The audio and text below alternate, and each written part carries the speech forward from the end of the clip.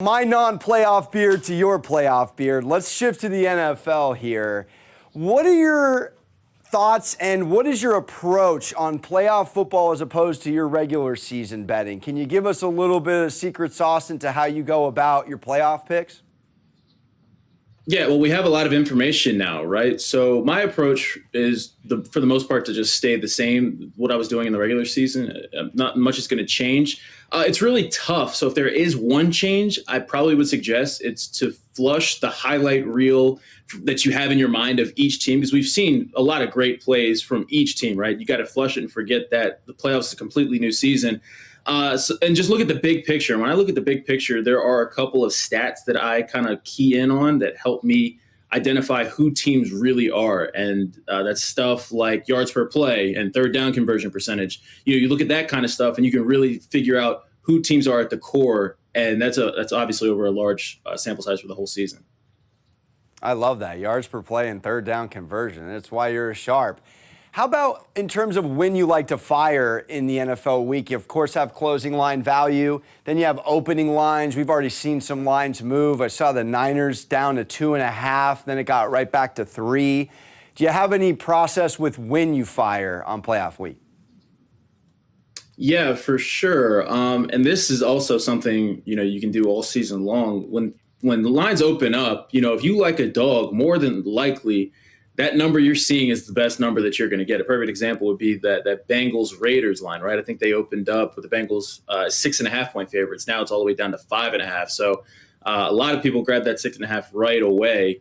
And you probably won't see that again. So if you like a number, grab it, because there's no guarantee that it's going to be there. More times than not, that's going to be with the dog in those situations.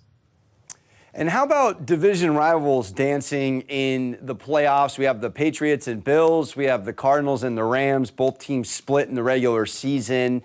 How do you go into your mindset and approach when you have division opponents that have played twice? Do you like to go back in the regular season and pick apart those games to help better get you to a number that you like or a side?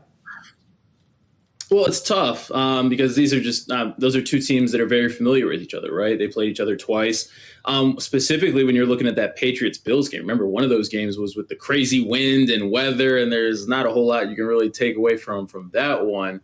But I tend to think that those games are going to be a little bit tighter than the games with opponents that aren't familiar with each other, right? That's why that 4 or whatever you're seeing is probably on the shorter end of the numbers we're seeing for the whole weekend.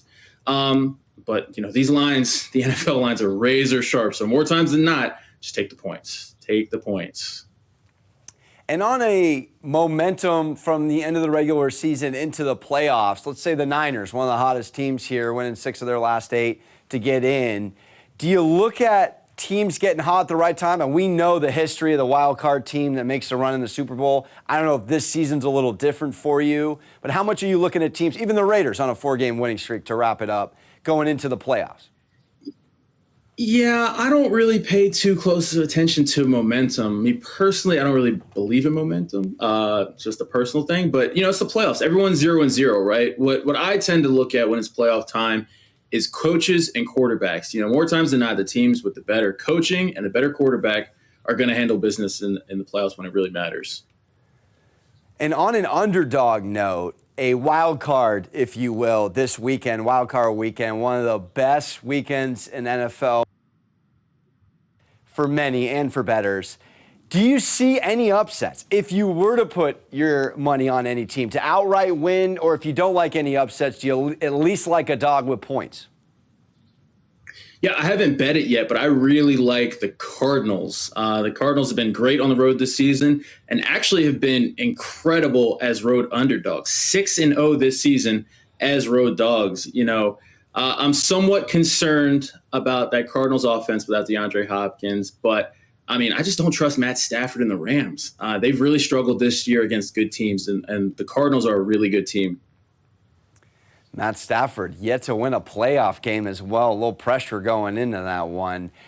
Do you have a best bet for the weekend before we get you out of here?